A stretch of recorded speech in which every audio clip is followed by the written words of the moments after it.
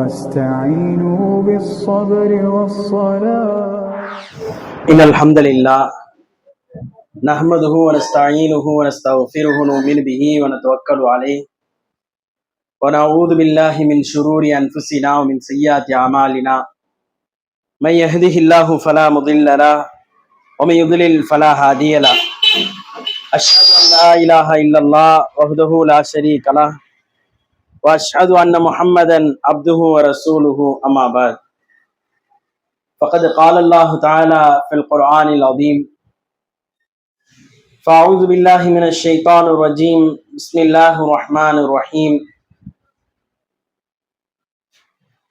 يا أيها الناس اتقوا ربكم الذي خلقكم من نفس واحدة وخلق منها زوجها وبث منهما رجالا كثيرا ونساء واتقوا الله الذي تساءلون به والأرحام إن الله كان عليكم رقيبا فقال نبينا صلى الله عليه وسلم إن أصدق الحديث كتاب الله فأحسن الهدي هدي محمد وشر الأمور محدثاتها وكل محدثة بدعة وكل بدعة ضلالة وكل ضلالة في النار اللهم رب اشرح لي صدري ويسر لي أمري واحلل عقدة من لساني يفقهوا قولي.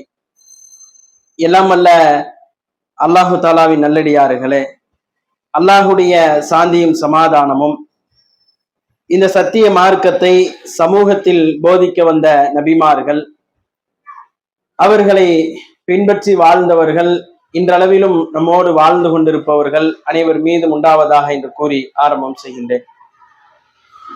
அஸ்ஸலாமு அலைக்கும் வரஹ்மத்துல்லாஹி வபரகாத்துஹு. அஸ்ஸலாமு அலைக்கும் வரஹ்மத்துல்லாஹி வபரகாத்துஹு. பாசத்திற்குரிய தாய்மார்களே, சகோதரிகளே, அல்லாஹுடைய பேரருளால் சிறப்பான ஒரு சபையிலே நாம் ஒன்று குழுமி இருக்கிறோம். இந்த நல்ல சந்தர்ப்பத்தில் மாறும் உலகில் மாறாத இஸ்லாம் என்கின்ற ஒரு தலைப்பின் கீழ் சில உபதேசங்களை நாம் பார்க்க இருக்கின்றோம். அல்லாஹு ரப்புல் ஆலமீன் இந்த உலகத்தில் பல்வேறு வகையான மனிதர்களை படைத்திருக்கிறான். இந்த மனிதர்கள் ஒவ்வொருவரும் ஒவ்வொரு கொள்கையையும், ஒவ்வொரு செயல்பாடுகளையும், ஒவ்வொரு கலாச்சாரத்தையும் தங்களுடைய வாழ்விலே அமைத்து கொண்டு தங்களுடைய வாழ்வினுடைய ஒவ்வொரு நகர்தலையும் இந்த கலாச்சாரங்கள், கொள்கைகளின் அடிப்படையிலே அவர்கள் ஆக்கி கொண்டிருக்கக்கூடிய சூழலில் தான் இஸ்லாம் என்கின்ற இந்த மார்க்கம் என்பது இன்றளவிலும் அல்லாஹுடைய தூதர் அவர்கள் எப்படி 1446 வருடங்களுக்கு முன்னால் இந்த மார்க்கத்தை நமக்கு கொடுத்தார்களோ, அதே போன்று இன்றளவிலும் இந்த மார்க்கம் கொஞ்சமும் தூசிபடியாமல், கரைபடியாமல் சுத்தமாக நம்மிடத்திலே வழங்கப்பட்டு இருக்கிறது.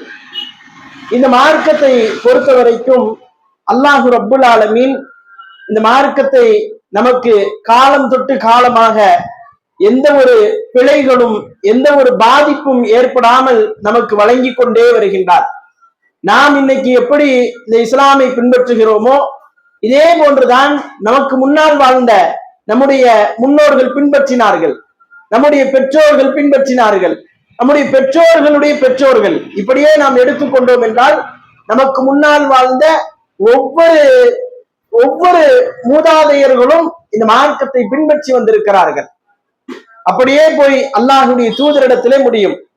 இப்ப அல்லாஹுடைய தூதரிடம் இருந்து ஆரம்பித்து இன்று வரைக்கும் நம்முடைய பிள்ளைகள் வரைக்கும் இந்த தீனுல் இஸ்லாமை எந்த ஒரு மாறுதலும் இல்லாமல், குறை இல்லாமல் அப்படியே பின்பற்றி கொண்டிருக்கிறோம். இதை நாம் யதார்த்தமாக புரிந்து கொண்டு விடலாம். அன்பானவர்களே, நாம் இன்றைக்கு பார்க்கக்கூடிய கொள்கைகள், கலாச்சாரங்கள், புதிய புதிய கலாச்சாரங்கள், இவைகள் எல்லாம் இந்த சமூகத்திலே ஆட்கொண்டிருக்கிறது.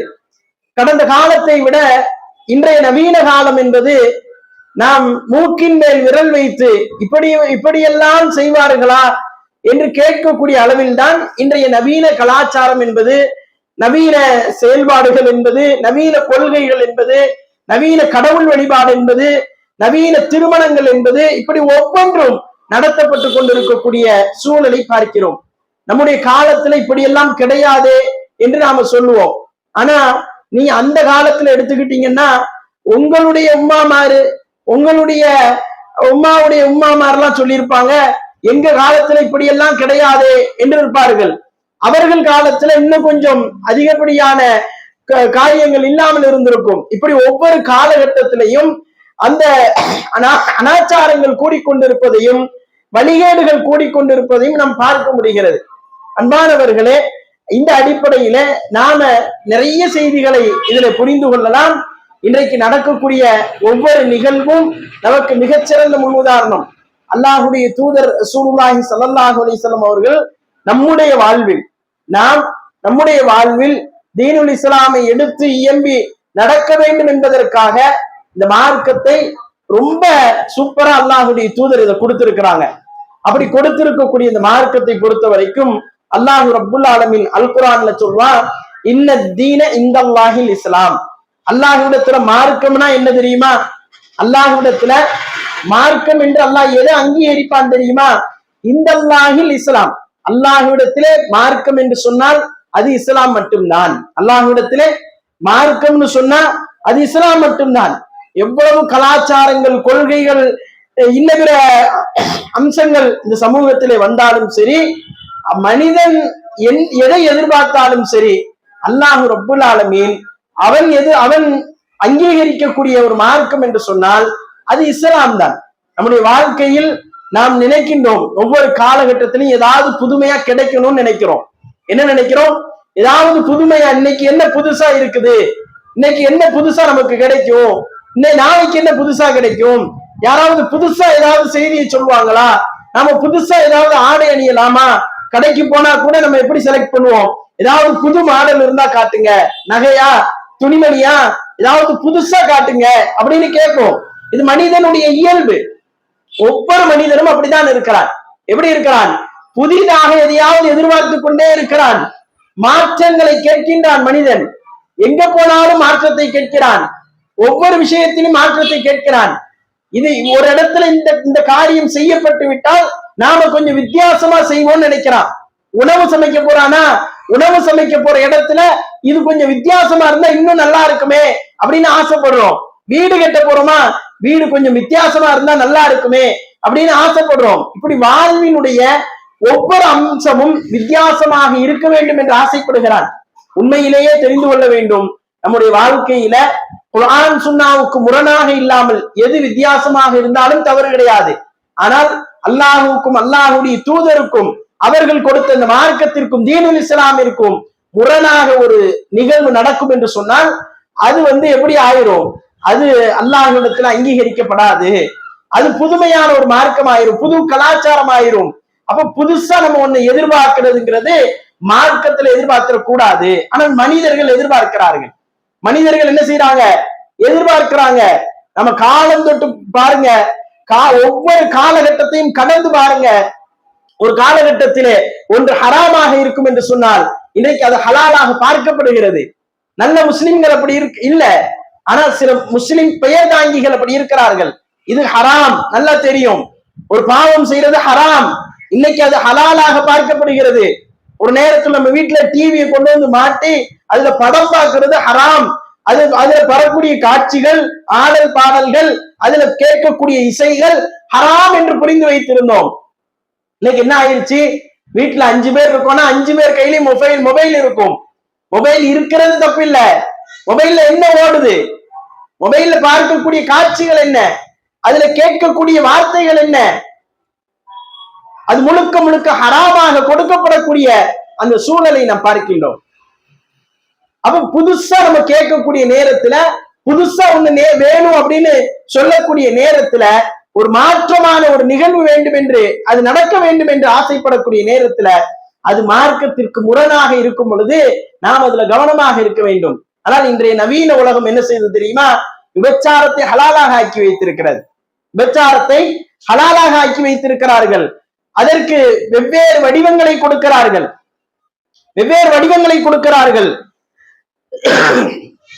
ஒரு நேரத்துல இந்தியாவினுடைய அரசியல் சாசன சட்டம் என்ன செஞ்சதுன்னா, இந்த விபச்சாரம் செய்வது என்னது சட்டப்படி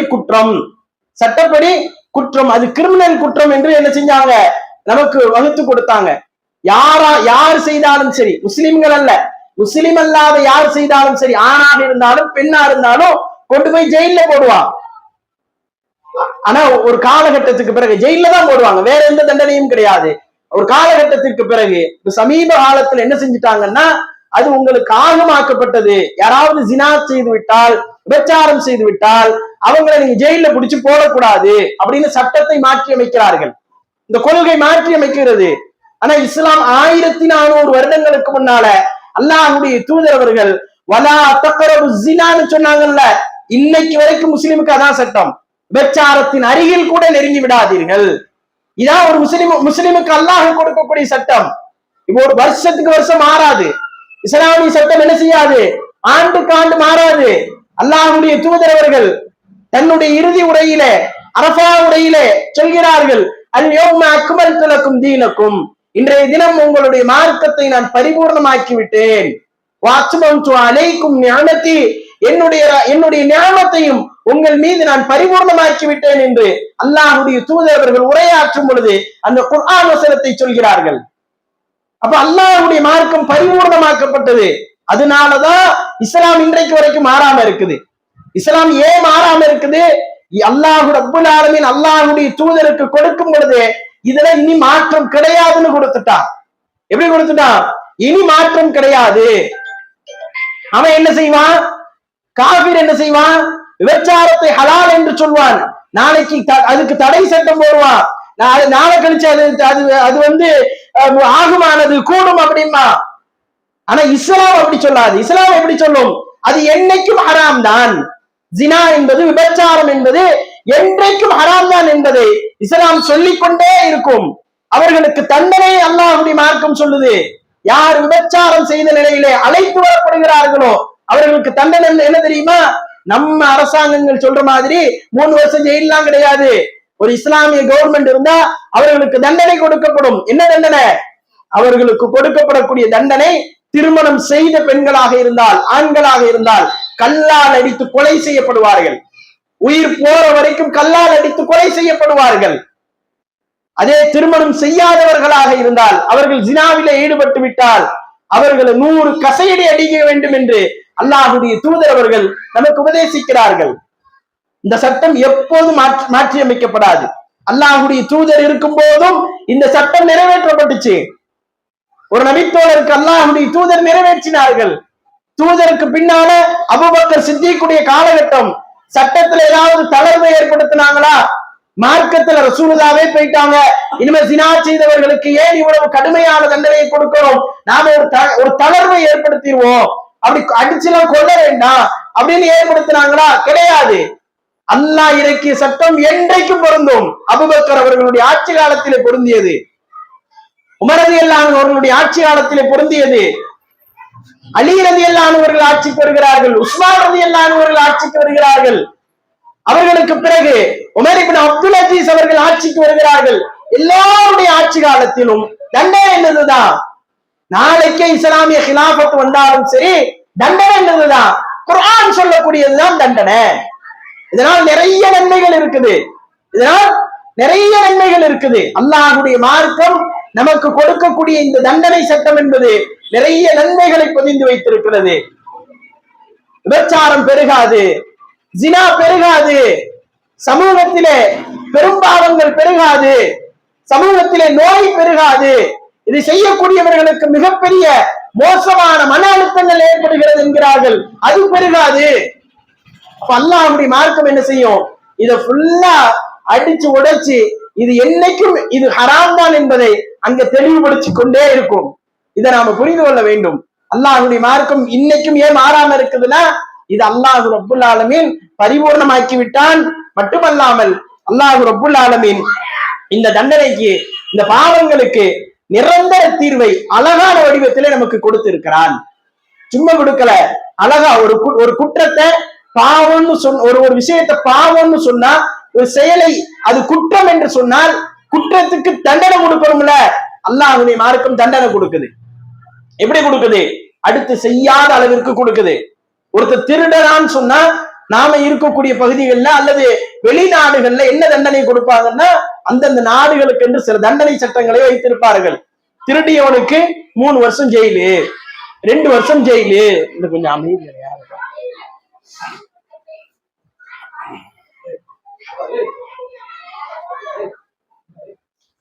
இப்படி ஜெயில் தண்டனை கொடுப்பாங்க திருடவங்களுக்கு. அல்லாஹ்வுடைய மார்க்கம் என்ன செய்யுது தெரியுமா? அப்பத்துல இருந்து இப்ப வரைக்கும் அவர்களுக்கு தண்டனை என்னன்னா, யார் திருடினார்களோ அவர்களுடைய கரங்கள் துண்டிக்கப்பட வேண்டும். அல்லாஹ்வுடைய மார்க்கம் சொல்லுது, யார் திருடுறாங்களோ அவர்களுடைய கரங்கள் துண்டிக்கப்பட வேண்டும். இது வருஷத்துக்கு வருஷம் மாத்தணுமா? இந்த தண்டனை சட்டத்தை வருஷத்துக்கு வருஷம் அல்லாஹ்வுடைய தூதர் இறந்துட்டாங்க, அபூபக்கர் சித்திக் ரலியல்லாஹு அன்ஹு இறந்துட்டாங்க, நிறைய சஹாபாக்கள் இறந்து விட்டார்கள், பெரிய பெரிய இமாம்கள் எல்லாம் இறந்து விட்டார்கள், சட்டத்தை மாத்திருவோம் அப்படின்னு சொல்லப்பட்டுச்சான்னு கேட்டா கிடையாது. எல்லா காலகட்டத்திலையும் மறுமை நாள் வரைக்கும் இஸ்லாமிய ஆட்சி வந்தாலும் சரி வராவிட்டாலும் சரி எப்பொழுதும் பொருந்தக்கூடிய சட்டம் என்னது? இந்த தண்டனை சட்டம். திருடினார்கள் என்று சொன்னால் அவர்களுக்கு இதான் தண்டனை. அல்லாஹ்வுடைய தூதர் அதுல என்ன செய்ய மாட்டாங்க, அதுல அல்லாஹ்வுடைய தூதர் அவங்க சமரசம் செய்யவே மாட்டார்கள். யாராக இருந்தாலும் சரி அந்த சட்டத்தை அவர்கள் அல்லாஹ்வுடைய தூதரவர்கள் அமல்படுத்தியே தீர்வார்கள். இதை நாம வரலாற்றிலே பார்க்கிறோம், யாராக இருந்தாலும். அதனாலதான் இன்னைக்கு வரைக்கும் இஸ்லாம் என்ன செய்யுது? நம்ம இடத்திலே மாறாமல் இருந்து கொண்டே இருக்கிறது. இது முக்கியமான காரணம். எல்லாருக்கும் ஒரே சட்டம் தான். அது நபியாக இருந்தாலும் சரி, ஒரு பாமர முஸ்லிமாக இருந்தாலும் சரி, ஒரு கருப்பு நிற அடிமையாக இருந்தாலும் சரி, அல்லாஹ்வுடைய தூதர் என்ன செஞ்சாங்க? எல்லாருக்கும் ஈக்குவல் சட்டம், எல்லாருக்கும் ஒரே சட்டம் தான். ஒருவன் ஒரு பொருளை திடீரினால் அவனுக்கு என்ன தண்டனை வழங்கப்படுமோ அதே தண்டனை தான் இந்த மனிதருக்கும் வழங்கப்படும். அவன் தலைவனாக இருந்தாலும் சரி, அவன் பெரிய பணக்காரனாக இருந்தாலும் சரி, அவன் குடும்ப தலைவனாக இருந்தாலும், நிறைய பிள்ளைகளுக்கு தகப்பனாக இருந்தாலும், நிறைய பேரை பராமரிக்கக்கூடியவனாக இருந்தாலும் சரி, அவனுக்கு தண்டனை சட்டம் என்னவோ அது நிறைவேற்றப்படும் என்பதிலே அல்லாஹ்வுடைய தூதர் அவர்கள் தெளிவாக இருந்தார்கள். அதைத்தான் நிறைவேற்றியும் காமிச்சாங்க. பாத்திமா ரலியல்லாஹு அன்ஹா அவர்களுடைய விஷயத்துல ரசூலுல்லாஹி ஸல்லல்லாஹு அலைஹி வஸல்லம் சொன்னாங்க, என்னுடைய மகள் திருடினாலும் நான் என்ன செய்வேன்? அவளுடைய கரத்தை நான் துண்டிப்பேன் என்றார்கள். மக்சூமி குலத்தை சேர்ந்த ஒரு பெண் திருடி விடுவாள்.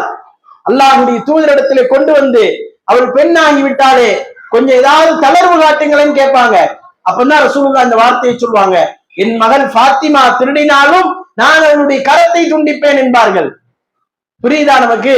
அப்ப இஸ்லாம் இன்னைக்கு வரைக்கும் மாறாமல் இருப்பதற்கான காரணம் அல்லாஹ்வுடைய தூதருடைய இந்த அணுகுமுறையும் இந்த நீதமாக நடந்து கொள்ளக்கூடிய இந்த முறையும் மிக முக்கியமான காரணம் என்பதை நாம் புரிந்து கொள்ள வேண்டும். அதே போல பாருங்க, அல்லாஹ்வுடைய தூதர் ரசூலுல்லாஹி ஸல்லல்லாஹு அலைஹி வஸல்லம்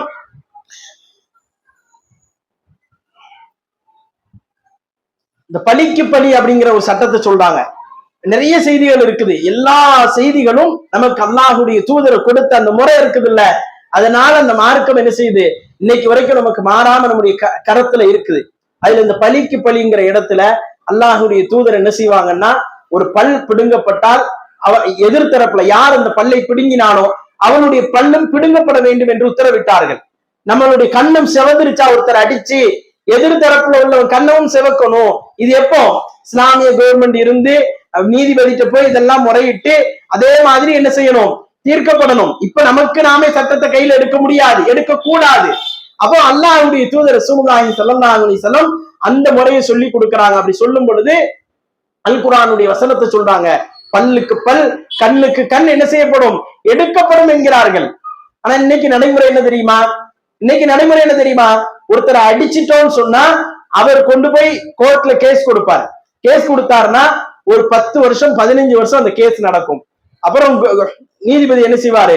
ஒரு 2000 ரூபாய் அபராதம் அப்படின்னு சொல்லி 15 வருஷத்துக்கு பிறகு யாரெல்லாம் அடிச்சாங்களோ அவங்களுக்கெல்லாம் ஃபைனை வாங்கி விட்டுருவார். இது நீதமான தீர்ப்பா? இஸ்லாம் எங்க நிக்குது அப்படிங்கறத நாம யோசிக்கணும். அல்லாஹ்வுடைய மார்க்கம் எங்க நிற்கிறது அப்படிங்கறத என்ன செய்யணும்?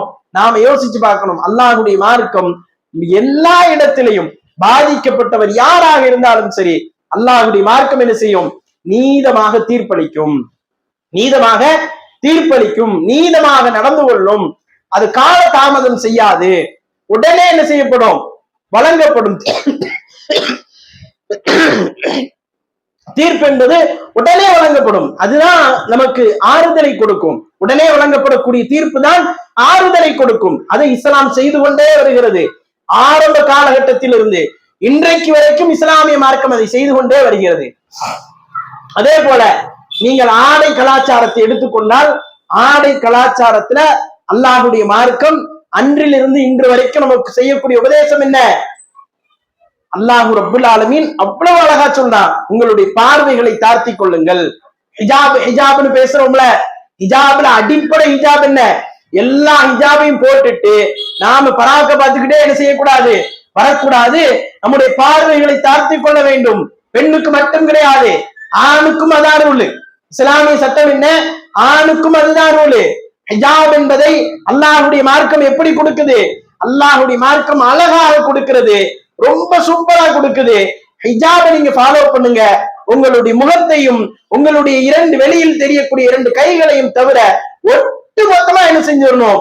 நீங்கள் உங்களுடைய உடல்களை மறைத்துக் கொள்ள வேண்டும் என்பதை அல்லாஹ்வுடைய மார்க்கம் சொல்லி தருது. இந்த ஹிஜாபு கலாச்சாரத்தை சொல்லி தருதுல, இது எப்ப சொல்லி தரப்பட்டது? 1400 வருடங்களுக்கு முன்னால் சொல்லி தரப்பட்டது. இன்னைக்கு நம்ம ஃபாலோ பண்றோம், அதை பின்பற்றுகிறோம் என்றால் அல்லாஹ்வுடைய தூதர் அவர்கள் சொல்லி தந்த முறை அப்படிப்பட்டது. ஆனா இன்னைக்கு ஆடை கலாச்சாரங்களை பாருங்கள், மாற்றம் வேணும்னு நினைக்கிறாங்க. நவீன உலகத்துல ஆடை கலாச்சாரத்தை செயல்படுத்தக்கூடியவர்கள் மாற்றம் வேண்டும் என்று நினைக்கிறார்கள். எப்படியான மாற்றத்தை கேட்கிறார்கள் என்றால், சுதந்திரமான ஆடை, நாங்க விரும்பின ட்ரெஸ் போடுவோம். அல்லாஹ்வுடைய தூதர் எச்சரிச்சாங்கல்ல, மறுமை நாளுடைய அடையாளமாக சொன்னார்களே, ஆடை அணிந்திருப்பார்கள் ஆனால் நிர்வாணிகளாக இருப்பார்கள். இவர்கள் மறுமை நாளுடைய அடையாளம் என்று அல்லாஹ்வுடைய தூதர் எச்சரிச்சாங்கல்ல. அந்த அந்த கலாச்சாரத்தை இன்றைக்கு நவீன பெண்கள் விரும்புவதை பார்க்கிறோம். முஸ்லிம் பெண்கள் அல்ல, முஸ்லிம் பெண்கள்ல சிலர் அப்படி இருந்தாலும் பலர் ஹிஜாபை பேணக்கூடிய ஒரு சூழல் இருக்கிறது. ஆனால் இந்த நவீன கலாச்சாரத்தை இன்னைக்கும் விரும்பக்கூடிய அந்த சூழல் என்பது மிகப்பெரிய அளவிலே தலை தூக்கி இருக்கிறது. மிகப்பெரிய அளவிலே அந்த ஆடை கலாச்சாரம் என்கின்ற பெயரில நீ ரொம்ப மோசமா ஆடை அணியாவிட்டாலும் ஒரு ஆண் சாலைகளிலே நடந்து செல்லும் பொழுது திரும்பி பார்க்கக்கூடிய அளவிற்கு ஒரு பெண் ஆடை அணியக்கூடிய சூழலை பார்க்கிறோம். என்ன அவங்க புதுசா கேட்கிறாங்க? ஒரே கருப்பு ஃபர்தாவே போட முடியுமா? ஒரே இழுத்து மூடிக்கிட்டே அலைய முடியுமா? நான் புதுசா போடுறேன். பாக்குறோம்ல, முஸ்லிமாகத்தான் இருக்கிறாள், ஆனால் அவளுடைய ஆடை எப்படி இருக்குது? நீங்க நம்ம ஊர்ல எல்லாம் அப்படி இருக்காது. அல்லாஹ் பாதுகாக்கணும். கடைசி வரைக்கும் பர்தாக்களோட வாழ்ந்து மரணிக்கணும். நமக்கு யார் யார் மஹரமானவர்களோ அவர்களிடத்தில் மட்டும்தான் நம்முடைய பர்தா என்கிறது அது ஓப்பனா இருக்கணும். பர்தால இருந்து நாம வெளியே வரணும். ஆனால் முஸ்லிம்கள் பல ஊர்களிலே, அதாவது முஸ்லிம் அல்லாதவர்கள் வாழக்கூடிய பகுதிகளிலே கலந்து வாழக்கூடிய முஸ்லிம் பெண்கள் எல்லாரும் கிடையாது, சிலர் இருக்கிறார்கள். அவர்கள் வாழ்விலே பர்தா என்றால் என்னவென்றே தெரியாது. அவர்களுக்கு தலையில ஹிஜாப் கிடையாது. பிள்ளைகளை கல்லூரிகளுக்கு அனுப்புவார்கள். சுடிதாரோடு தன்னுடைய பிள்ளை போய்விட்டு கல்லூரியிலிருந்து திரும்பி வருவாள். இன்னும் கொஞ்சம் கலாச்சார சீரழிவு உள்ள பெருநகரங்களில போய் பார்த்தோம் என்றால் பேண்ட்டும் டிஷர்ட்டும் பெண் பிள்ளைக்கு அணியப்பட்டு அவள் அப்படியே காலேஜுக்கு போய் அப்படியே கல்லூரியிலிருந்து திரும்பி வருவாள். இதெல்லாம் எவ்வளவு பெரிய மோசமான சீரழிவை ஏற்படுத்தும், எவ்வளவு பெரிய பாவத்திற்கு வழிவகுக்கும், அதெல்லாம் நம்ம யோசிச்சு பார்க்கணும். இந்த மாதிரி சூழல்ல தான் அல்லாஹ்வுடைய மார்க்கம் என்ன செய்யுது? முஸ்லிம் என்கின்ற பெயரிலே இவர்கள் மார்க்கத்தை பின்பற்றாமல் சுற்றக்கூடிய நேரத்திலே அல்லாஹ்வுடைய மார்க்கம் அழகா என்ன செய்யுது? நீ ஒரு பெண்ணாக இருந்தாலும் ஆணாக இருந்தாலும் உங்களுக்கு என்ற ஹிஜாப் என்கின்ற ஒரு வழிமுறை அல்லாஹ் சொன்னான். ஆண்களுக்கும் ஹிஜாப் உண்டு. எப்படியான ஹிஜாப்? அவர்களுக்கு மறைக்க வேண்டிய பகுதி என்பது வேறு. அது அல்லாஹ் என்ன செய்யறான்? அதுல சொல்லித்தரான். பெண்களுக்கு முகத்தையும் கையையும் தவிர ஒட்டு மொத்தமா மூடுறதுதான் என்னது? ஹிஜாபு. அப்ப இது இன்னைக்கு வரைக்கும் மாறாம இருக்குது. ஹிஜாப் இல்லையா? அல்லாஹ்வுடைய தூதர் என்ன செய்வாங்க? அந்த ஹிஜாபை குறித்து உபதேசிப்பார்கள். ஹிஜாப் இல்லாமல் எந்த பெண்ணும் ரசூலுல்லாஹ்வுக்கு முன்னால் வந்தது கிடையாது. எல்லா பெண்மணிகளும் பாடம் படித்திருக்கிறார்கள். அல்லாஹ்வுடைய தூதரை கண்டிருக்கிறார்கள், அல்லாஹ்வுடைய தூதரும் அவர்களை கண்டிருக்கிறார்கள். ஆனால் ஹிஜாப் இல்லாமல் கலந்தது கிடையாது. எந்த பெண்ணுடைய கரத்தையும் அல்லாஹ்வுடைய தூதர் தொட்டது கிடையாது. இந்த இந்த செயல்பாடு இருக்குதே, இந்த செயல்பாடு தான் இன்னைக்கு வரைக்கும் இஸ்லாம் மாறாமல் நம்முடைய வாழ்விலே நாம் செயல்படுத்துவதற்கு காரணமாக இருந்து கொண்டிருக்கிறது. ஆனா இன்னைக்கு உலகத்துல நிறைய மாற்றம் வேணும் என்கின்ற எதிர்பார்ப்பிலே நம்மிடத்துல அது மாதிரி ஒரு நோய் இருக்கும் என்று சொன்னால் அதை சீர்படுத்தணும். நம்முடைய பிள்ளைகள் நாளை நமக்கு மறுமை நாளிலே நமக்கு ஆதரவாக குரல் கொடுக்கக்கூடிய வகையில் அந்த பிள்ளைகளை உருவாக்க வேண்டும். நவீன கலாச்சாரங்கள் அந்த பிள்ளைகளிடத்திலே, அவங்க செல்லக்கூடிய கல்லூரிகள், படிக்கக்கூடிய பள்ளிக்கூடங்கள் வாயிலாக அவர்களிடத்திலே ஊடுருவி விடக்கூடாது. வீட்டுல இருக்கிற வரைக்கும் அந்த பிள்ளை என்ன செய்வா? நல்ல வார்த்தைகளை பேசுவாள். வெளியே சென்று அவள் படிக்கக்கூடிய இடத்தில் கேட்கக்கூடிய வார்த்தைகள், கற்கக்கூடிய இடங்களிலே பேசக்கூடிய வார்த்தைகள் எல்லாத்தையும் காதுல வாங்கி கொண்டு வீட்டுக்கு வருவா. வீட்டுக்கு வந்தா ஏதோ கோபத்துல நாம பேசிட்டு இருக்கக்கூடிய நேரத்துல அவளும் வார்த்தைகளை கொடுப்பாள். இதெல்லாம் நம்ம வீட்டுல உள்ள வார்த்தை கிடையாதே அப்படின்னு நம்ம யோசிக்கும் போதுதான் தெரியும் இந்த வார்த்தை எங்க இருந்து வந்துச்சு. ஆயிரமா கொண்டு போய் குமிச்சு படிக்க வச்சோமே, அங்க இருந்து வந்த வார்த்தை. அப்ப மாற்றம் வேணும் அப்படின்னு நினைக்கலாம். எதுல மாற்றம் வேணும்? நம்ம வாழ்க்கையில தீனுல் இஸ்லாம்ல ஒரு நல்ல மாற்றத்தை கொண்டு வரணும். நாம பலகீனமா இருப்போம், இஸ்லாத்துல பலகீனமா இருப்போம். அதை பலப்படுத்துறதுக்கு உண்டான மாற்றத்தை ரப்பிட்ட கேட்கணும். இப்படி நம்ம வாழ்க்கையில நடக்கக்கூடிய பல்வேறு விஷயங்களில் நாம் மாற்றத்தை எதிர்பார்க்கக்கூடிய காலகட்டத்திலே இந்த உலகம் மாறி போய் இருக்கிறது. நாம் அல்லாஹ்விடத்துல என்ன செய்யணும்? நான் தீனுல் இஸ்லாமோடு வாழ வேண்டும் என்கின்ற அந்த உன்னதமான மாற்றத்தை கேட்க வேண்டும்.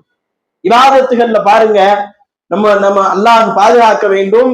நாம செய்யக்கூடிய இபாதத்துகள்ல அல்லாஹ் ரப்புல் ஆலமீன் அவ்வளவு தெளிவா, நம்ம ஆரம்பத்துல சொன்னோம்ல, அல்லாஹ் ரப்புல் ஆலமீன் என்ன செஞ்சிட்டான்? இந்த மார்க்கத்தை பரிபூர்ணமாக்கி விட்டான். மார்க்கத்தை பரிபூர்ணமாக்கி விட்டான். அதனுடைய விளைவுதான் நாம என்ன செய்யறோம்? இந்த மார்க்கத்தை பின்பற்றி வாழ்ந்து கொண்டிருக்கிறோம். நம்முடைய வாழ்க்கையில் இந்த தீனுல் இஸ்லாம் என்ன செய்யுது? மிளிர்ந்து கொண்டிருக்கிறது. நம்முடைய வாழ்க்கையில் தீனுல் இஸ்லாமை செயல்படுத்துகிறோம். தொழணும் அப்படிங்கிறது நமக்கு சந்தேகம் கிடையாது. நோன்பு வைக்கணுங்கிறதுல சந்தேகம் கிடையாது. ஜகாத்து கொடுக்கணுங்கிறதுல சந்தேகம் கிடையாது. நம்முடைய வாழ்க்கையில் உள்ள எல்லா அம்சங்கள்லையும், ஏறத்தாழ எல்லா இபாதத்துகள்லையும், இந்த இபாதத்துகள் எல்லாம் அல்லாஹுடைய தூதர் சொல்லிக் கொடுத்த இபாதத் என்பதை நாம புரிந்து வைத்திருக்கிறோம். இந்த இபாதத்துகளுக்கு ஊடாக நாம என்ன செய்யறோம்? பல மார்க்கத்திற்கு முரணான செயல்பாடுகளை பார்க்கிறோம். நாம தெளிவா புரிஞ்சுக்கிட்டலாம் இது மார்க்கத்திற்கு முரணானது என்று. தர்கா வழிபாடுகளை பார்க்கிறோம், உருசுகளை பார்க்கிறோம், கந்தூரிகளை பார்க்கிறோம், தகடு தாயத்துகளை பார்க்கிறோம். இப்படி மார்க்கத்திற்கு முரணான அனாச்சாரங்களை பார்க்கிறோம். இது ஒரு பெரும் கூட்டம் என்ன செய்யுது? இதை எதிர்த்து கொண்டே இருக்கிறது. இது இஸ்லாம் கிடையாது. இது எங்க இருந்து வந்தது? ஒரு புதிய மாற்றம் வேண்டும் என்கின்ற அடிப்படையிலே இஸ்லாம் அல்லாத மார்க்கத்திலிருந்து அது உற்பத்தி செய்யப்பட்டது. தெரு தெருவாக சப்பரங்களை இழுத்து செல்வது முஸ்லிம் அல்லாதவர்களுடைய வழக்கம். முஸ்லிம்கள் என்ன செய்யறாங்க? சந்தனக்கூடு என்கின்ற பெயர்ல முஸ்லிம் பெயர் தாங்கிகள் தெரு தெருவாக இழுத்து செல்லக்கூடிய காட்சியை பார்க்கிறோம். யானை ஊர்வலம் யாருடைய வழக்கம்? முஸ்லிம் அல்லாதவர்களுடைய வழக்கம். இன்னைக்கும் முஸ்லிம்கள் இடத்துல, முஸ்லிம் பெயர் தாங்கிகள் இடத்துல நாம பார்க்கிறோம், யானை ஊர்வலத்தை இழுத்து செல்லக்கூடிய காட்சிகளை பார்க்கிறோம். அல்லாஹ்வுக்கு இணை வைக்கக்கூடிய தர்கா வழிபாடுகளில ஈடுபடக்கூடிய காட்சியை பார்க்கிறோம். உனக்கு கோயிலா, எனக்கு தர்கா, நான் அங்க போய் என்ன செய்வேன்? சிரம் பண்ணிவேன். நீ கோயில்ல போய் சிரம் பண்ணி, நீ சர்ச்சில் போய் சிரம் பண்ணி, நான் இங்க சிரம் பண்ணிக்கிறேன் அப்படின்னு தர்கால போய் சிரம் பண்ணியக்கூடிய காட்சியை பார்க்கிறோம். ஆனா முஸ்லிம்களுக்கு தெரிகிறது, சரியான முஸ்லிம்களுக்கு தெரிகிறது, இஸ்லாம் என்பது இது கிடையாது. இஸ்லாம் என்பது எது? இஸ்லாம் என்பது மாறாமல் அல்லாஹ் கொடுத்திருக்கிறானே அதுதான் இஸ்லாம். லா இலாஹ இல்லல்லாஹ் தான் இஸ்லாம். வணக்கத்திற்குரியவன் அல்லாஹுவை தவிர வேறு யாரும் இல்லை என்று சொல்வதுதான் இஸ்லாம். இது இஸ்லாம் இல்ல அப்படின்னு ஒவ்வொரு முஸ்லிமும், உண்மையான முஸ்லிம்கள் அத்துணை பேர் புரிந்து வைத்திருக்கிறார்கள். சிலர் என்ன செய்யறாங்க? இந்த புதுசா ஒண்ணு எதிர்பார்க்கிறார், ஒரு மாற்றத்தை எதிர்பார்க்கிறார். எங்க இருந்து நம்ம ஒரு புது இபாதத்தை கண்டுபிடிக்கலாம், எங்க இருந்து ஒரு புது இபாதத்தை எடுத்துக்கிடலாம், மாற்று மத மக்கள் செய்கிறார்கள். அதை அப்படியே எடுத்துக்கிடுவோம். அவன் தாலி கட்டினா நம்ம கரிசமணி கட்டுவோம், அவன் வெட்டி போட்டா நம்மளும் என்ன செய்வோம்? வெட்டி போடுவோம். அவன் வேற ஏதாவது திருமணங்கள்ல அனாச்சாரங்களை செய்தால் நானும் திருமணங்கள்ல என்ன செய்வேன்? அனாச்சாரங்களை செய்வேன். திருமணத்துல மாற்றத்தை கேட்கிறார்கள். எதுல? இன்னைக்கு நவீன காலம் என்பது மாறிக்கொண்டே வரக்கூடிய இந்த சூழல்ல திருமணம் வந்து ஒவ்வொரு காலகட்டத்திற்கும் திருமணம் என்பது மாறிக்கொண்டே வருகிறது. இஸ்லாம் சொல்லக்கூடிய திருமண முறையும் பாருங்க, இப்ப நம்ம சொல்லக்கூடிய இந்த திருமண முறையும் பாருங்க. ஆரம்ப காலத்துல முஸ்லிம் அல்லாத மக்கள் எப்படி திருமணம் நடத்துவாங்கன்னா, அவங்களுடைய மத வழிபாட்டு தலங்கள்ல போய் உட்கார்ந்து ஒரு ஒரு ஒரு ஒரு ஐயரை வச்சு என்ன செய்வாங்க, திருமணம் நடத்துவாங்க. அதோட வீட்டுக்கு போயிடுவாங்க. பெண்ணை பெருசாக காட்சிப்படுத்த மாட்டார்கள். காலங்கள் போக போக போக கல்யாண மண்டபம், மீட்டிங் ஹால் எல்லாம் பெருக பெருக என்ன ஆயிடுச்சு, அந்த முன்னால கொண்டு வந்து பெண் நிறுத்தப்படுவாள். இதை ஒரு முஸ்லிம் பார்க்கிறான், நாமளும் கொண்டு போய் நம்ம பிள்ளைய முன்னால நிறுத்தணும்னு நினைக்கிறான். 1000 பேர் வரக்கூடிய சபையில அவனும் கொண்டு வந்து நிறுத்துறான். இப்படியே அவர்களிடத்துல மாற்றம் வந்து வந்து இன்னைக்கு என்ன ஆயிடுச்சுன்னா, திருமணத்துல ஒரு ஒரு போட்டோ ஷூட்டிங் எடுக்கிறார்கள், ஒரு போட்டோ ஷூட் நடத்துறாங்க. திருமணத்தை முழுக்க முழுக்க வளைச்சு வளைச்சு அவ்வளத்தையும் போட்டோ எடுத்து, பொன்னையும் மாப்பிளையும் தனித்தனியா போட்டோ எடுத்து அதை ஆல்பம் ஆக்கி, அது ஆல்பம் ஆக்கின காலம்லாம் போயிடுச்சு, அதை வீடியோ ஆக்கி அதை பார்த்து ரசித்து சிரித்து கொண்டிருக்கிறார்கள். முஸ்லிம் அல்லாத மக்கள் இதை செய்கிறார்கள் என்றால் முஸ்லிம்களிடத்துல அந்த நோய் தொற்றிருச்சு. அவங்களுக்கு அதை பத்தி கேள்வி எல்லாம் கிடையாது, நம்ம அவங்களை பத்தி பேசவே முடியாது. அவர்களுடைய கலாச்சாரம் அது, அவர்களுடைய வழிபாடு அது, அவர்களுடைய செயல்பாடு அது. நீ முஸ்லிம்ல உனக்கு செயல்பாடாதா? நமக்கு செயல்பாடு என்ன? திருமணத்துக்கான வழிமுறை என்ன? நம்ம யோசிக்கணும். நமக்கு திருமணத்திற்காக அல்லாஹ்வுடைய தூதர் அவர்கள் சொல்லிக் கொடுக்கக்கூடிய அந்த அந்த வழிமுறை என்ன என்று எடுத்து பார்க்கணும். திருமணத்துக்கு எத்தனை பேரு? திருமணத்துக்கு வெறும் 5 பேர் தான். பொண்ணுக்கு 2 சாட்சி, மாப்பிள்ளைக்கு ஒரு சாட்சி, பாப்பா அம்மா, 5 பேர் தான். மொத்தமே 5 பேர். 5 பேரை வைத்து திருமணத்தை முடிக்கலாம். ரசூலுல்லாஹி ஸல்லல்லாஹு அலைஹி வஸல்லம் என்ன செஞ்சாங்க, அந்த திருமணத்தை கலகலப்பாக்கி விட்டாங்க. எப்படி கலகலப்பாக்கினார்கள் என்றால், திருமணம் முடிந்த பிறகு வலிமா என்கின்ற விருந்தை ஏற்படுத்தி கொடுத்தார்கள். அதுதான் இன்னைக்கு நாம இன்னைக்கு வரைக்கும் அந்த விருந்தை நம்ம நடத்துறோமே, இந்த விருந்துக்கான அடிப்படை காரணம் என்னன்னா ரசூலுல்லாஹ் செஞ்சு கொடுத்தாங்க. அப்ப இந்த விருந்து இது எல்லா மக்களும் அழைக்கப்படணும். உங்களுக்கு 50 பேரை தெரியும், அந்த பின்னால உட்கார்ந்து இருக்க 1000 பேரை தெரியும். அவங்க விருப்பத்திற்கு உட்பட்டது. அவங்க யாரெல்லாம் விரும்புறாங்களோ அவ்வளவு பேரையும் கூப்பிட்டுக்கலாம். எனக்கு 50 பேர் தான் தெரியும்னா நான் 50 பேரை தான் என்ன செய்வேன், அழைப்பேன். அப்ப ஒரு கூட்டம் அதிகமா வர்றது தப்பான்னு கேட்டா தப்பு கிடையாது.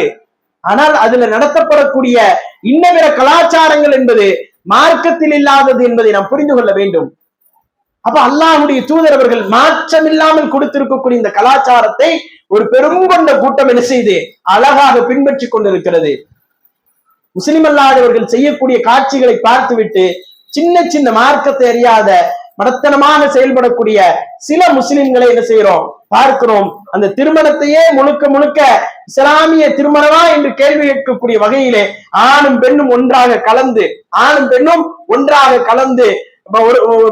எங்க மாப்பிள்ளை விருந்து போடணுமோ அங்க மாப்பிள்ளை விருந்து போடாம பெண்ணை விருந்து வைக்க சொல்லி மகர் கொடுக்க வேண்டிய இடத்துல இருந்து அவருக்கு நிறைய வரதட்சணையை வாங்கி இப்படி திருமணத்தையே என்ன செய்யறான், டோட்டலா மாத்தி அமைக்கிறான். இஸ்லாமிய திருமணமே கிடையாது. இஸ்லாமிய திருமணம் இன்னைக்கும் மாறாம இருக்குது. இஸ்லாமிய திருமணம் இன்னைக்கும் உலகம் முழுவதும் செய்யப்பட்டு கொண்டிருக்கிறது. நாம யோசிச்சு பார்க்கணும். நம்முடைய வாழ்க்கையில அல்லாஹ் ரப்புல் ஆலமீன் அவ்வளவு அற்புதமான ஒரு மார்க்கத்தை தீனுல் இஸ்லாமை நமக்கு கொடுத்திருக்கிறான். இந்த மார்க்கம் என்பது இன்றளவிலும் அல்லாஹுவால் கொடுக்கப்பட்ட இந்த தீனுல் இஸ்லாம் என்பது இன்றளவிலும் மாறாமல் நம்ம இடத்திலே காலம் தொட்டு காலமாக வந்து கொண்டிருக்கிறது. இவ்வளவு பிரச்சனை வருதா இல்லையா? இஸ்லாம் மாறி இருக்கான்னு பாருங்க. இஸ்லாம் எங்கேயுமே மாறல. அப்ப இந்த இபாதத்துகளை நாம் எடுத்துக்கொண்டோம் என்று சொன்னால், இபாதத்துகளிலே வணக்க வழிபாடுகளிலே முஸ்லிம்களிடத்திலே மாற்றம் இருக்கிறதா என்று சொன்னால், அல்லாஹ்வுடைய தீனுல் இஸ்லாம் பாதுகாக்கப்பட்ட நிலையிலே நம்ம இடத்தில் கொடுக்கப்பட்டு இருக்கிறது. அதுல பிழைகள் இல்லை, குறைகள் இல்லை, அதுல சந்தேகம் இல்லை. அவ்வளவு அழகா அல்லாஹ் என்ன செஞ்சிருக்கிறார், அல்லாஹ்வுடைய தூதரும் நமக்கு கொடுத்திருக்கிறார்கள். அப்ப இந்த தீனுல் இஸ்லாமை நம்முடைய வாழ்க்கையில் என்ன செய்யணும், முழுக்க முழுக்க செயல்படுத்த வேண்டும்.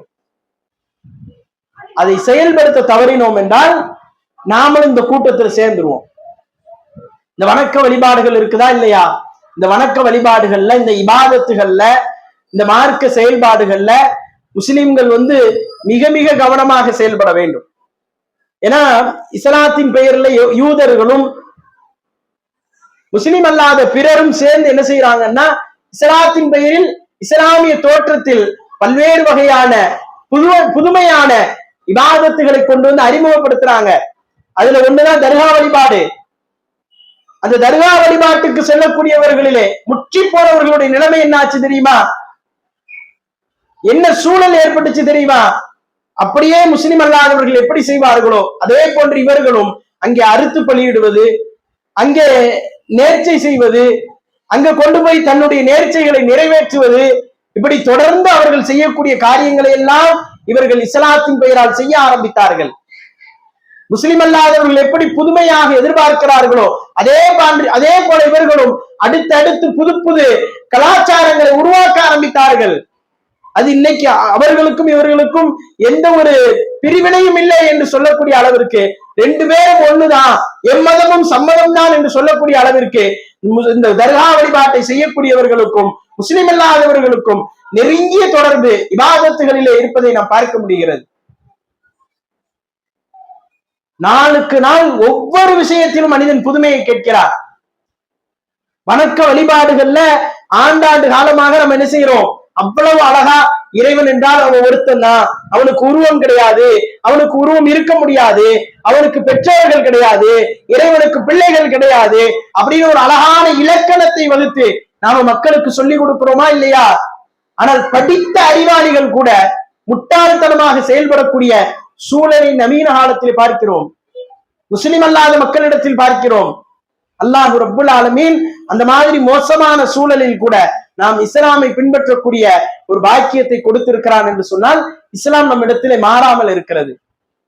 எந்த மாதிரியான மோசமான சூழலை நோக்கி செல்கிறார்கள் என்றால், புதுமையான வெறுமனே சிலை வழிபாடு அல்லது ஆடு மாடுகளை வணங்குவது அல்லது மரம் செடி கொடிகளை வணங்குவது, இதோட ஒரு கூட்டம் நிக்கிறது கிடையாது.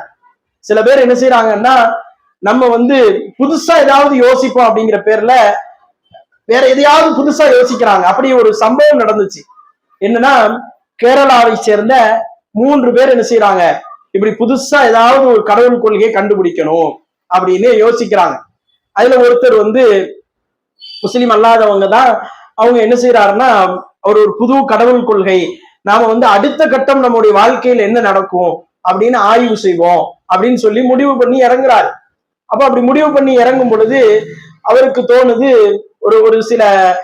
ஒரு சில நெட்வொர்க்ல போய் அவர் பார்க்கிறார். அதுல போய் பார்த்தாருன்னு சொன்னா அவருக்கு சில வழிகாட்டு நெறிமுறைகள் கொடுக்கப்படுது. நீங்க இதெல்லாம் செய்யுங்க, உங்களுடைய வாழ்க்கையில நீங்க அடுத்த கட்ட வாழ்க்கைக்கு உடனே சென்றலாம், அடுத்த கட்ட வாழ்க்கைக்கு உடனே போயிடலாம் அப்படின்னு அவருக்கு என்ன செய்யறாங்க, அந்த ஆன்லைன்ல உள்ள லிங்க் மூலமா கொடுக்குறாங்க. அப்படி கொடுத்த உடனே அவர் என்ன செய்யறாரு, அதை மேலும் மேலும் மேலும் ஆய்வு செய்கிறார். ஆய்வு செய்து விட்டு தன்னுடைய மனைவியையும் அந்த கொள்கைக்கு அழைக்கிறார். அந்த மனைவியும் என்ன செய்யறாங்க, முதல்ல புறக்கணிக்கிறாங்க. இவருக்கு ஒரு வேலையே கிடையாது, எதையாவது சொல்லிட்டு கிடப்பாருன்னு சொல்லி புறக்கணிக்கிறாங்க.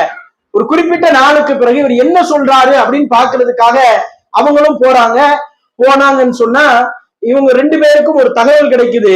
நீங்க அடுத்து ஒரு உலகம் இருக்குது, அந்த உலகத்துல போனீங்கன்னு சொன்னா அது நீங்களே உங்களை தற்கொலை செஞ்சுட்டு போயிட்டீங்கன்னா அந்த உலகத்துல போய் நீங்க என்ன செய்யலாம், நீங்க நிம்மதியா வாழலாம், இந்த மாதிரி கஷ்டங்கள் எல்லாம் இருக்காது, இந்த மாதிரி வேலைகள் எல்லாம் இருக்காது, அங்க உங்களுக்கு ஏலியன்ஸ் எல்லாம் இருக்கும், அந்த ஏலியன்ஸை வச்சு நீங்க என்ன செய்யலாம், வேலை வாங்கி கொள்ளலாம் அப்படின்னு சொல்லி ஒரு செய்தி சொல்லப்படுது.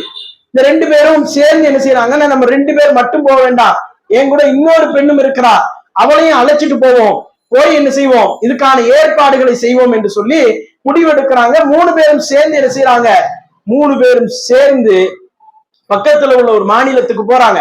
கேரளால இருந்து இந்தியாவுக்குள் உள்ள ஒரு மாநிலத்துக்கு போறாங்க, அருணாச்சல பிரதேசம் சொல்லக்கூடிய அந்த மாநிலத்துக்கு போறாங்க. அங்க போய் என்ன செய்யணும்னா, அங்க ஒரு கல் இருக்கும், அந்த கல்லை உடையவர்கள் பெரிய சக்தி உடையவர்கள். நீங்க அங்க போய் ரூம் எடுத்து தங்கி அந்த ரூம்ல நான் சொல்லக்கூடிய காரியங்கள் எல்லாம் செய்யணும். இந்த புதுசா எதிர்பார்க்கிறாங்கல்ல, அவங்களுக்கு எல்லாம் இது மிகப்பெரிய ஒரு பாடம். ஒவ்வொரு புதுசும் என்ன செய்யும்னா நம்மளை வழிகேட்டுல தான் கொண்டு போய் விடும். ஒவ்வொரு புதுசும் வழிகேட்டுல கொண்டு போய் விடும். அது உலகம் சார்ந்ததாக இருந்தாலும் சரி, மார்க்கம் சார்ந்ததாக இருந்தாலும் சரி, மிக மிக கவனமாக இருக்க வேண்டும். அப்ப இவங்க போய் அந்த அருணாச்சல பிரதேசத்துல ரூம் எடுத்து தங்குறாங்க. அந்த ரூம்ல தங்கி ஒரு லாட்ஜ்ல தங்கி இருக்கிறாங்கன்னா அந்த லாட்ஜ்ல உள்ள அந்த ஊழியர்கள் போய் முதல் நாள் கதவு தட்டுறாங்க, திறக்கல. 2வது நாள் காலையில கதவு தட்டுறாங்க, திறக்கல. அவங்களுக்கு சந்தேகம், என்ன நடந்துச்சு, ஏன் திறக்கல? 2 பெண்ணும் ஒரு ஆணும் உள்ள போனாங்களே, என்ன நடந்துச்சு அப்படின்னு பார்த்தா அங்க நடந்த கதவு திறக்கப்படாதனால உடைச்சிட்டு போய் பாக்குறாங்க. அங்க ஒவ்வொருத்தரும் தனித்தனி இடத்துல செத்து கிடக்குறாங்க.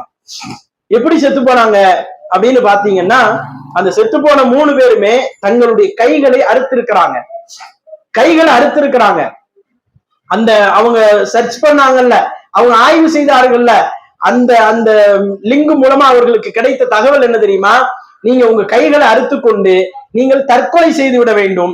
தற்கொலை செஞ்சிட்டீங்கன்னா உடனே நீங்க என்ன செஞ்சிடலாம், நீங்க அடுத்த உலகத்துக்கு உடனே போயிடலாம், அங்க நிம்மதியாக வாழலாம் அப்படிங்கிற அந்த தகவல் கொடுக்கப்பட்டுச்சு. அதை வாங்கிக்கிட்டு உடனே தற்கொலை செய்து கொண்டார்கள். இந்த 3 பேரும் யாருன்னு பாத்தீங்கன்னா, இந்த 3 பேரும் ஒரு புதிய கடவுள் கொள்கையை தேடுறாங்க. ஏலியன்ஸோட வாழணும், நாங்க இந்த மாதிரி கஷ்டமா வாழக்கூடாது, எங்களுக்கு புதுசா ஒரு கடவுள் கொள்கை வேணும் அப்படின்னு ஆசைப்பட்டு போறாங்க. 3 பேரும் யாரு?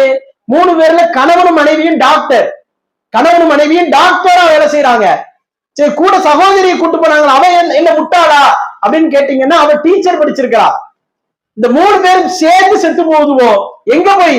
கேரளால இருந்து பயணிச்சு அருணாச்சல பிரதேசத்துல போய் அங்க ஒரு அற்புத கல் இருக்குது, அங்க நம்ம அந்த கல்லை எடுத்துக்கிட்டு நாமளே தற்கொலை செய்து கொண்டால் நாம நேர சொர்க்கத்துக்கு போயிருவோம்னு எவனோ சொல்லிட்டான். அந்த பிரெயின் வாசல், அந்த மூளைச்சலவைய உள்வாங்கி கொண்டு அவர்கள் செல்கிறார்கள், அங்கே மரணித்து விடுகிறார்கள் என்பதை பார்க்கிறோம். நவீன காலம் அப்படிதான் இருக்குது. நவீன காலத்திலே ஒரு ஒரு கட்டமைப்பை சார்ந்து வாழாத மக்களுடைய சூழ்நிலை எப்படித்தான் இருக்கிறது. ஒரு சரியான கொள்கையை தேர்ந்தெடுத்துக் கொள்ளாத மக்களுடைய வாழ்க்கை முறை அப்படித்தான் இருக்கிறது. அப்ப இந்த சூழல்ல நாம் நம்ம யோசிச்சு பார்க்கணும். அல்லாஹ் ரப்புல் ஆலமீன் என்ன செஞ்சிருக்கிறான்? தீனுல் இஸ்லாம கொடுத்திருக்கிறான். எப்படி கொடுத்திருக்கிறான்? சும்மா கொடுக்கல. அல்லாஹ் தீனுல் இஸ்லாம சும்மா கொடுத்தானா? அல்லாஹ் ரப்புல் ஆலமீன் நம்மளை தேர்ந்தெடுத்து கொடுத்திருக்கிறான். பெரும் பெரும் நபிமார்களுடைய குடும்பத்தாருக்கு கொடுக்காத ஒரு பெரும் பாக்கியத்தை கொடுத்திருக்கிறான். அல்லாஹ் கொடுத்திருக்கக்கூடிய மார்க்கம் என்பது 1450 வருஷமா இந்த மக்கள் அதே கொள்கையை பின்பற்றி கொண்டே இருக்கிறார்கள். இன்னைக்கும் குறையல. அல்லாஹ்வுடைய தூதர் ஒற்றை மனிதராக கொள்கையை ஆரம்பித்தார்கள். ரசூலுல்லாஹ் மட்டும்தான், ஃபர்ஸ்ட் ரசூலுல்லாஹ் தான் லா இலாஹா இல்லல்லாஹ் என்கின்ற அந்த கொள்கையை சொல்லும் பொழுது அல்லாஹ்வுடைய தூதர், அடுத்து கதீஜா ரலியல்லாஹு அன்ஹா, அடுத்து அபூபக்கர் சித்திக், மூணாச்சு, அடுத்து அலி சேர்கிறார்கள். ஒவ்வொருத்தரா இஸ்லாத்தில் சேர்கிறார்கள். அல்லாஹ்வுடைய தூதர் மரணிக்கும் பொழுது லட்சத்துக்கும் மேற்பட்ட சஹாபாக்கள் அல்லாஹ்வுடைய தூதருடைய ஜனாசாவை பார்க்க குழுமி இருந்தார்கள். ரசூலுல்லாஹி ஸல்லல்லாஹு அலைஹி வஸல்லம் அவர்கள் கொடுத்த மார்க்கம் இன்னைக்கு உலக அளவுல எவ்வளவு மக்களால பின்பற்றப்படுது தெரியுமா? இன்னைக்கு உலகத்துல வாழக்கூடிய மக்கள் தொகை என்பது 800 கோடி. உலகத்தில் வாழக்கூடிய ஒட்டுமொத்த மக்கள் தொகை 800 கோடி. அதுல 200 கோடி பேர் முஸ்லிம்கள். 4/1 உலகம் ஃபுல்லா கலந்துச்சுன்னா 4/1 ஒருத்தர் யாரா இருப்பா? முஸ்லிம். 4 பேர் நிக்கிறாங்கல்ல, அவர்கள் ஒருத்தர் முஸ்லிமாக இருப்பார். 200 கோடி முஸ்லிம்கள் இஸ்லாத்தை பின்பற்றி கொண்டிருக்கிறார்கள். காரணம் என்ன? இஸ்லாம் தான் கரெக்டான பாதை, இஸ்லாம் தான் சீரான பாதை. இன்னைக்கும் கோடிக்கணக்கான மக்கள் இஸ்லாத்தை ஏற்றுக்கொண்டு வருகிறார்கள். இஸ்லாத்தை ஏற்றுக்கொண்டு கோடிக்கணக்கான மக்கள் வந்து கொண்டிருக்கிறார்கள்.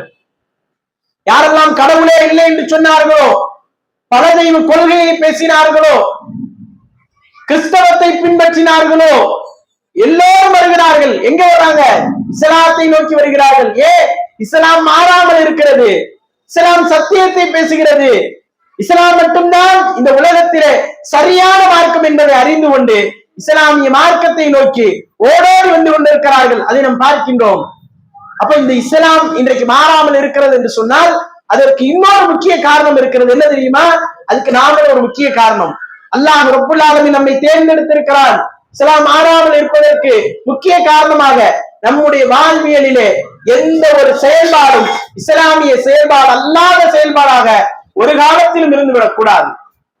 நம்முடைய வாழ்க்கையில எல்லா செயல்பாடும் இஸ்லாமிய செயல்பாடு தான். என் பிள்ளைகளை நான் வளர்க்கிறேன் என்றால் என் பிள்ளைகளுக்கு ஒவ்வொரு நிமிடமும் நான் சொல்லிக் கொடுப்பேன். இத இஸ்லாத்தை. ஒவ்வொரு மணித்துளியும் என்னுடைய பிள்ளைகளுக்கு இஸ்லாத்தை சொல்லிக் கொடுப்பேன். என் பிள்ளைகளிடத்தில் இஸ்லாமிய குறைபாடு இருக்கும் என்றால், அல்லது என்னிடத்தில் இஸ்லாமிய குறைபாடு இருக்கும் என்று சொன்னால், இஸ்லாத்தை நான் பின்பற்றுவதிலே குறைகள் என்னிடத்தில் இருக்கும் என்று சொன்னால், நான் அதை சரி செய்வேன் என்று நாம ஒவ்வொரு நாளும் முடிவெடுக்க வேண்டும். அது அல்லாஹ் ரப்புல் ஆலமீன் அப்படியான ஒரு மார்க்கத்தை, பெரும் பாக்கியத்தை, மார்க்கத்தை நாம் அல்லாஹ் கொடுத்திருக்கக்கூடிய இந்த அற்புதமான மார்க்கத்தை நாம் நம்முடைய வாழ்விலே முழுமையாக செயல்படுத்த வேண்டும். நாம் செயல்படுத்தக்கூடிய காலமெல்லாம் அதற்கு அல்லாஹ் என்ன செய்யறான்? நமக்கு முழுக்க முழுக்க நன்மையை எழுதுகின்றான். அந்த நன்மைகளை நாம் முழுமையாக பெற்றுக்கொள்ள வேண்டும் என்றால் நம்முடைய வாழ்வில் என்ன செய்யணும்? இஸ்லாம் மிளிர வேண்டும். இவ்வளவு மக்களுக்கு மத்தியில அல்லாஹ் நம்மளை தேர்ந்தெடுத்து அல்லாஹ் இந்த மார்க்கத்தை கொடுத்திருக்கிறான்னு சொன்னா, நாம நம்முடைய வாழ்க்கையில இந்த மார்க்கத்தை செயல்படுத்தவில்லை என்றால் மறுமையில் அது குறித்து அல்லாஹ் என்ன செய்வான்? கடுமையான கேள்விகளை முன்வைப்பான் என்பதை நாம் புரிந்து கொள்ள வேண்டும். இன்றைய நவீன கலாச்சாரங்களை என்ன செய்யக்கூடாது? நாம் ஒரு காலத்திலையும் அதை நம்ம பார்க்க கூடாது. அதை பார்க்கிறோம்னா, நான் எனக்கு அது பிடிச்சிருக்குதா, அதை நான் எப்படி அணுகணும்? இது அல்லாஹ் நேசிப்பானா? அல்லாஹ்வுடைய தூதர் நேசிப்பாங்களா? ஒரு ஒரு பொருளை நான் வாங்க போறேன், இந்த பொருளை நான் பயன்படுத்த முடியுமா? இதை நான் எதற்கு பயன்படுத்த போறேன்? ஒரு ஆடையை அணிய போறேன், ஒரு பிள்ளைக்கு ஒரு நல்ல ஒரு ஒரு பொருளை வாங்கி கேட்கிறா, வாங்கி கொடுக்க போறேன், அல்லது என்னுடைய கணவன் ஒண்ணு வாங்குறாரு, ஒண்ணு செய்யறாரு, இது அல்லாஹ் நேசிக்கிறானா, அல்லாஹ்வுடைய தூதர் நேசிப்பார்களா அப்படிங்கறதை எல்லாம் நாம என்ன செய்யணும்? யோசிக்க வேண்டும். இதெல்லாம் நாம கண்டினியூவாக, தொடர்ச்சியாக நம்முடைய வாழ்க்கையில யோசிச்சு யோசிச்சு நம்முடைய வாழ்வை செயல்படுத்த வேண்டும். இஸ்லாம் நம்முடைய வாழ்விலே மிளிர வேண்டும். ஒவ்வொரு காலகட்டத்திலும் நாம் இஸ்லாமை பின்பற்றி வாழ்வதற்குண்டான பெரும் பாக்கியத்தை அல்லாஹ் உங்களுக்கும் எனக்கும் தந்தல் புரிவானாக என்று கூறி நிறைவு செய்கின்றேன். அகூலு கௌலி ஹாதா அஸ்தக்ஃபிருல்லாஹ் லி வ லக்கும். அஸ்ஸலாமு அலைக்கும் வ ரஹ்மத்துல்லாஹி வ பரகாத்துஹு.